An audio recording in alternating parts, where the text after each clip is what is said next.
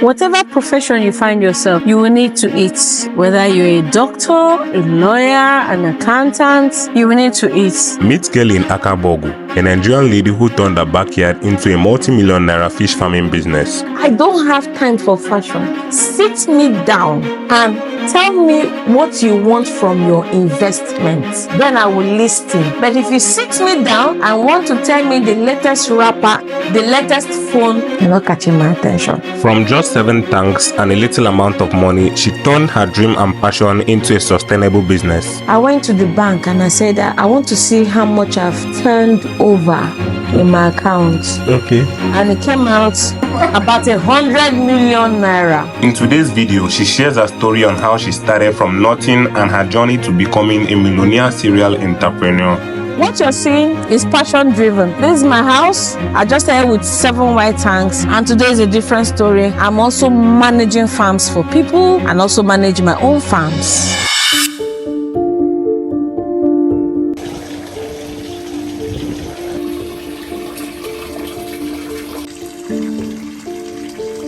My name is Kellyn Akabogu. I'm into catfish farming. I'm known as housewifey. I make sure that I produce juveniles, and I also take care of farms for Nigeria in Diaspora and Nigeria in Nigeria. Okay. Because I noticed that the problem Nigeria in Diaspora have is that there is lack of good management. So I decided to go into catfish farming so that at the end of the day, the Nigerian diaspora has a niche in the agri sector, being production of catfish farming, and to see how we'll start exporting catfish to other parts of the country, because it's time for Nigeria to start exporting. And how long have you been into this business as a whole? It will shock you. How long? I entered 2022. 2022? Yes, 2022. This is my residential area. Yeah. There are 4 plots of land. Oh. So I started with 7 white tanks, which is 1,000 liters. Okay. Then from there, I expanded to this. And I have other farms that I manage and that I owned. So what inspired catfish farming? Why catfish farming? I'm an agric lover. Okay. I love agric. Another thing that inspired me is Nigeria has the population. Nigeria, as it is, a nation, we can endure bad governance, we can endure certain things, but we cannot endure hunger. And I said, why don't I take the advantage of being one of the Feed the Nation group, going into agric. And agric is one thing that most government talks about. They talk about, you need to go into agric, you need to go into agric. Well, I'm not discouraged, because one thing is, when you go into agric, grants and the rest is not given to you. Yeah. Yes, it's not given to you, especially those in the south. So I went into agric, and at the same time, I saw the benefit, I saw the revenue. I jumped into the agri sector. Currently, how many capacity is your farm? For this farm alone, this farm alone is for juveniles. If you want to talk about juveniles, it's about 350,000 capacity. Wow. Juveniles, yes. But you don't do grout? I used to do grout Before. for years, but now since I manage farms for Nigeria in Diaspora, so I do grout in their farms. Okay. And how do I do this thing? When I bring the juveniles for them, I groom them with the staff. Then after grooming them, I sell it off. Then I send the money back to them that is due for them. So they don't need to be in Nigeria? No. Really? No. See, there's something I noticed. Our Nigerian brothers and sisters, deep down in them, they want to come back home, or they want to have an investment back home, and they need somebody that will make this dream come true. Yeah. So I decided to tap the niche from there and encourage Nigerians that no matter where you are, Home is home. And we agree that things are happening. Home is home. You can still invest in home and make money in home. That's how I took into that niche. Though this passion for catfish farming came when I stayed in the village for some while with my grandmother. So taking me to the farm made me to embrace nature. And I would normally see the local fishermen fishing. And I noticed that I love the fish more. I loved more of the fishing, you know. And I love to see them eat. I love to handle them. And I swim. You swim? I swim. Anything aquaculture. I love aquaculture. You know. I didn't start with catfish farming like I said earlier. Okay. No, I didn't start with catfish farming. I was just doing my thing, my garden, before I entered into catfish farming. I started with 7 white tanks. And we paid, I and my husband, we paid 400,000 for somebody to come and teach us. And we only learned 30% of it. The hatchery, we paid 500,000. And we only learned 40% of it. I started going for courses. I started going for courses. So when I was able to gain the experience, there was a time, I'll be like, this mistake, challenges comes in. You see your fish dying. I'm like, should I give up? And I'm like, no, I'm not the type that gives up. I can't give up now. I keep saying that to myself. It's always very good to talk to yourself. I was like, I can't give up. From the 7 tanks, the 3rd cycle, I managed to make, we managed to make 10% profit. And I'm like, and I went to the market and I bought this 5,000 liters black tanks. I didn't tell my husband. I don't want him to tell me no. He's going to discourage you. I don't want him to tell me no. And I went and I bought those tanks. About 250,000, I bought 2, that's 500,000. Instead of me to use the money and buy wig and cloth and jewelries, I went to use it and buy tanks. When I bought the tanks, I've expanded a little bit. The market women came. I was still struggling with the hatchery. They came, they bought. I made 15% profit. I said, 15% profit. One man go cry, because our land already where we stay is four plots of land. I said, this man go cry. He didn't go cry well. He came back, he traveled. I had to target when he's going to travel. So when he traveled, and I called the missing man, and I paid for tanks. I paid for 10 tanks. I paid, went to brought in workers. By the time he came back 14 days later, he saw 12 giant tanks. And I said, my Lord, kill me. He looked at me. He smiled. Before he came, I've already installed the solar.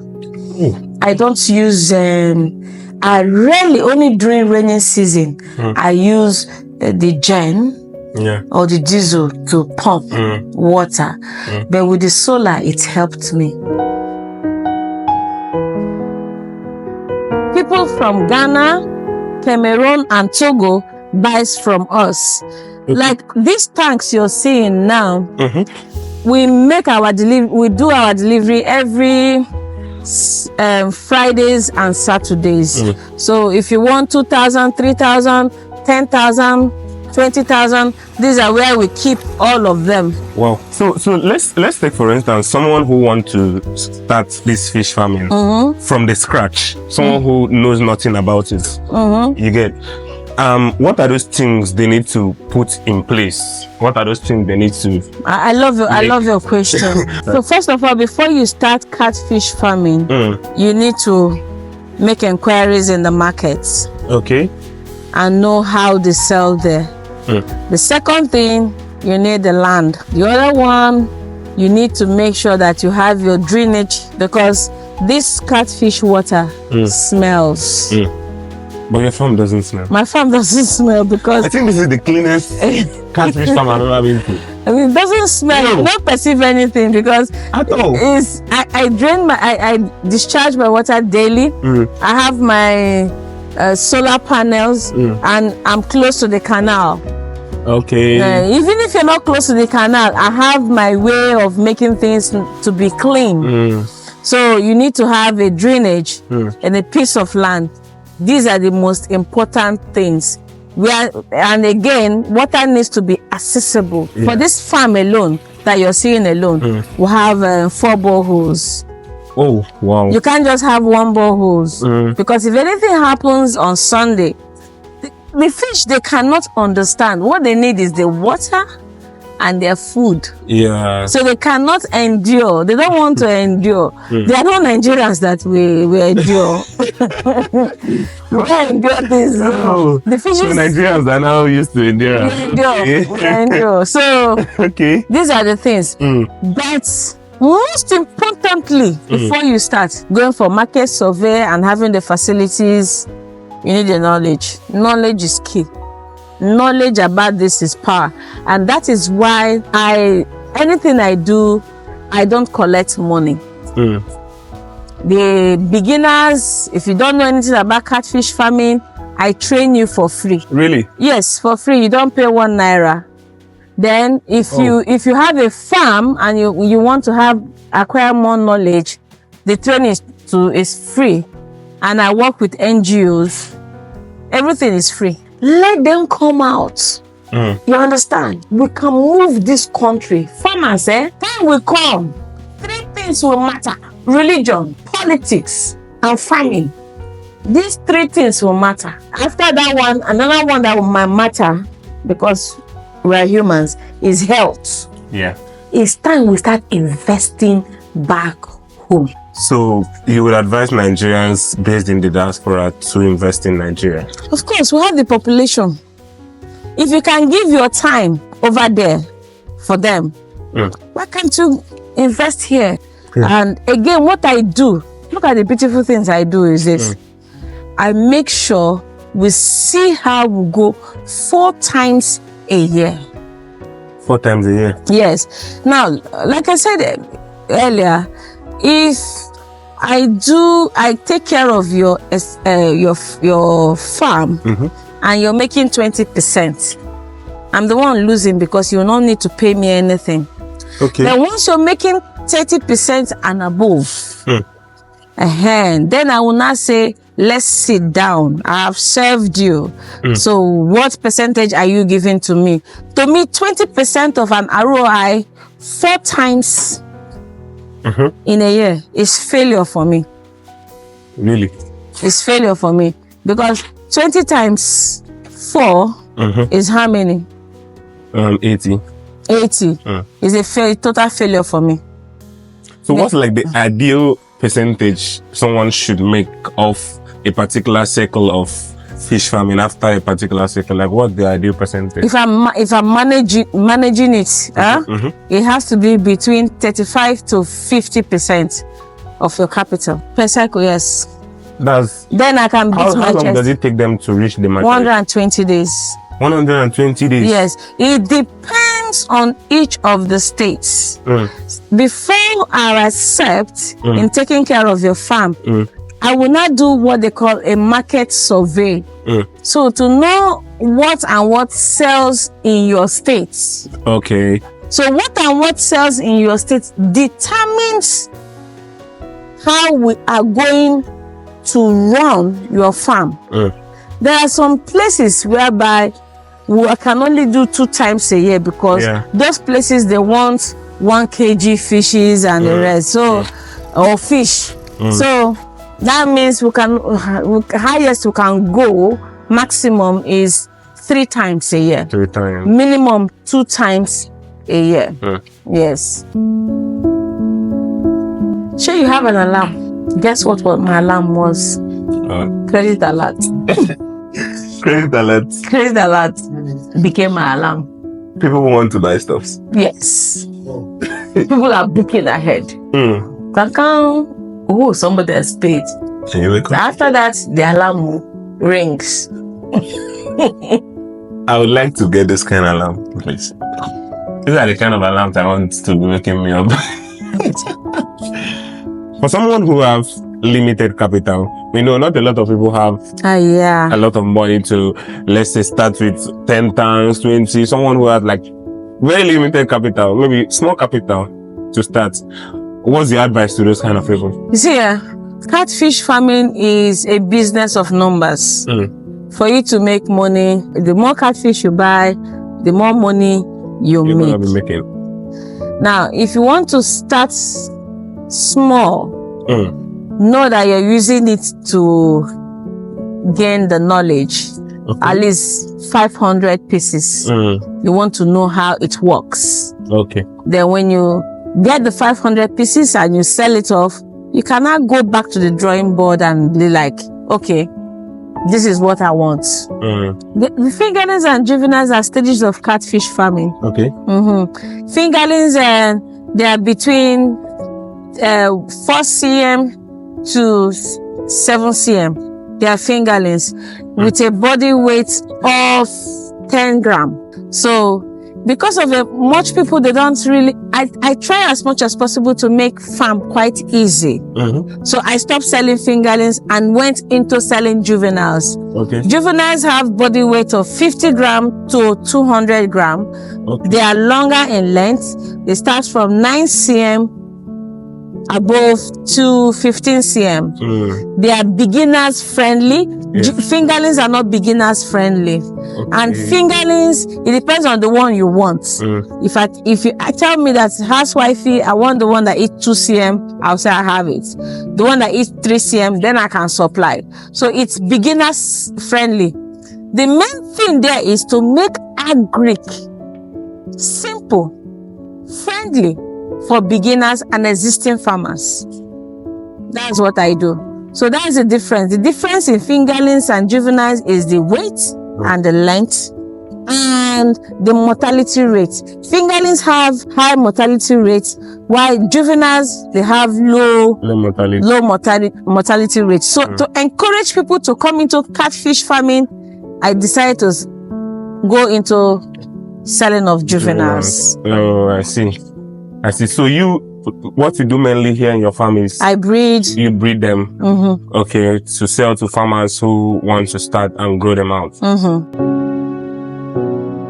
I was talking to one girl one time. I'm a young guy, you know, most times I relate with girls. And I have a little farm in my house. As someone who does videos about agriculture, I have a little farm with the little space I have. So I used to post it most times on my WhatsApp status. So I was talking to the girl one time, and what she told me, she was like, I can't date someone who is a farmer. She said that to me, and that was in 2023. She told me she can't date someone who is a farmer, and I was like, what is it about being a farmer? Is it that she said I can't date someone, I can't do hard job, or this? Like, now that's the mentality. When they hear someone is a farmer, they feel like you need to be dirty. Dirty, that is where how does she look? How does she look? Does she like you see how neat she's a farmer.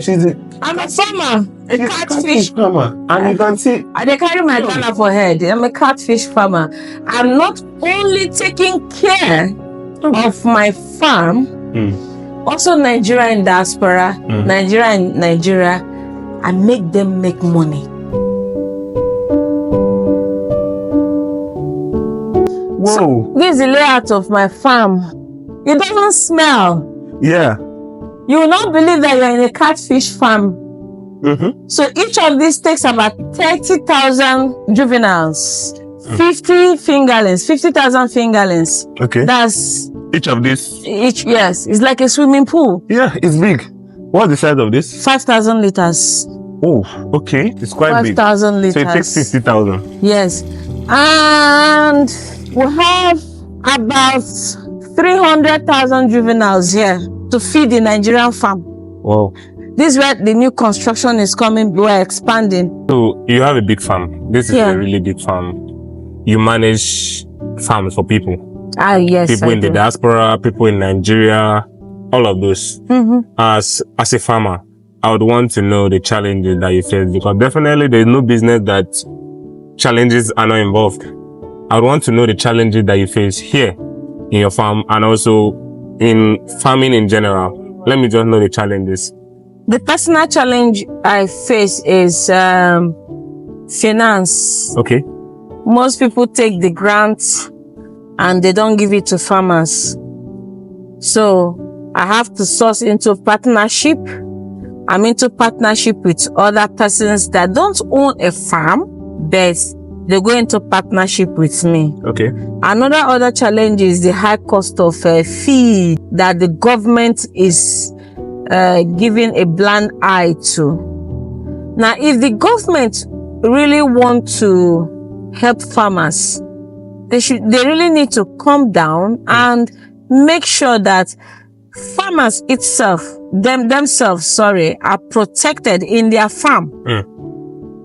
If the farmers are protected, then the high cost of feed will not be there.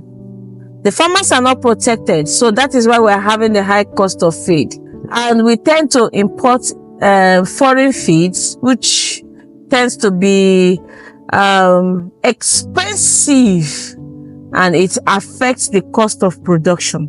I noticed that Nigerian diaspora, they have deep down in them, any Nigerian person, they have the mind to invest back home, but mismanagement from staff. Exactly.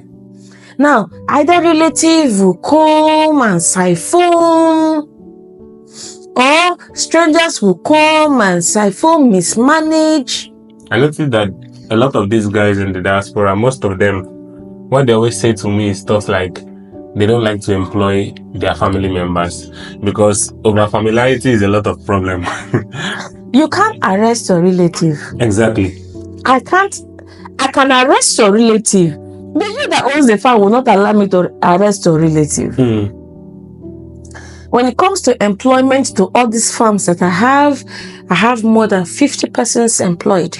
If I tell you, say, Oga, pay this person 50,000, it has to pass through me. I have the right to hire and fire. In a farm, if we have, because no person in any farm I'm doing is a farm manager. Everybody is a farm manager. I allocate farms to you. Okay. So if I come, because I take inventory every 2 weeks, if I come to take the inventory every 2 weeks and there's no much mortality from your side, then you have a bonus. Okay. So that the other one that did not get the bonus, they will work harder. The bonus is coming from my firm, not from the owner of the farm. That's how I do it. So with this, I've been able to work with Nigeria in the UK, Nigeria in the US, Nigerians in Canada, and 2 Nigeria in Finland, 3 in Switzerland. Most of them I never see them. With this, I've been able to wine and dine with kings. Now, one thing you should know From this fish farming. Yeah, from this fish farming.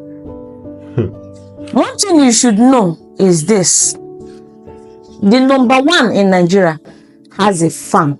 He's looking for who will take care of that farm. Number 2 has a farm. Number 3 has a farm. They know that people must chop. We must eat. Yes, because one thing about the agri sector, Nigeria has the market.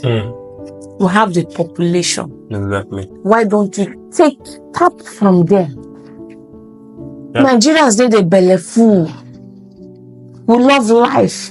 They always want to eat. Yes. That place where you dey, that you are giving time for the person that you're working for. Do you know if you convert that time to yourself, guy, you'll make money.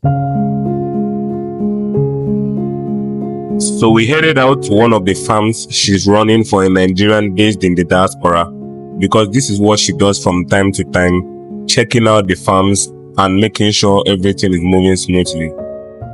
So this is one of the farms of a Nigerian that wants to invest in Nigeria.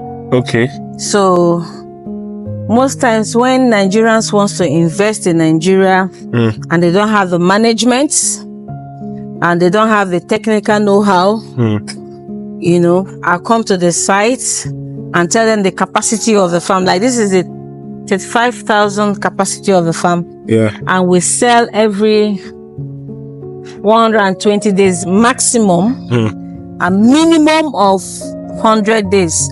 So we go 4 cycles in a year. Okay. You don't need to be in your farm for us to sell. My obligation and my duties is to make sure I set up the farm, to make sure I bring in the juveniles and sell the juveniles, and for you to make a minimum of 20% ROI per 100 days minimum or 120 days maximum. So Nigeria has a vast land and we have the population, you know, and this created a niche for me. See, this farm alone that you're seeing here cannot feed anything in Nigeria. Nigeria, we can endure certain things, but we cannot endure hunger, data. We can't endure those things. Communication, we can't endure communication. So I took this as a niche to make sure that the Nigerians in diaspora can come back home and invest in Nigeria and get their money worth. So the person who owns this farm is not based in Nigeria? No, it's not based in Nigeria. Really? Yeah, no, it's not based. Most of my clients, 85% of them, I've not met them. They're based in the diaspora? Yes. UK, US, what they call it, Finland, Switzerland, Canada. I've not met them, most of them. I've not met 2/3 of them. So every 120 days, I remit to them. This is not my farm. They don't even need to be present to make money. No, that's why we're a consulting firm. They don't need to be present to make money. As you can see, this stuff, I produce, I bring up the, what they call it, the contract staff. I pay them. And one other thing is, make sure your staff, they are happy. They work for you. Exactly. I create a competitive spirit in this farm, and that is why you're seeing them making sure that the fishes are being fed. Well, I also have a farm whereby the owner will say, housewifey, smoke the fishes for me, move it down for me abroad. I know how to sell. Yeah. Yeah. Really? Yes. Man, a lot is going on under our Agric is the key. Like I told you earlier, that in Nigeria, 3 things will suffice: politics, religion, and agric. The other sectors in Nigeria is shutting down for now. Maybe it will come up in future. So this is passion driven, and I'm also bringing up hope for other Nigerians that, see, we can do something here. We can do something here with our population and outside. We can do something here. Wow. So it's really amazing meeting you, and it's a really big pleasure. Once again, I mean, it's a pleasure. It's a pleasure. Once again meeting you. It's a pleasure. So guys, I hope you found this video really helpful. I hope this video inspired you. If you enjoyed this video, please do well to like and subscribe to the channel. And also don't forget to turn on the notification bell so that whenever I post any other relevant video just like this, you'll get notified by YouTube. Thank you for watching this video. Do have a nice day. Until next time, as I always say, peace.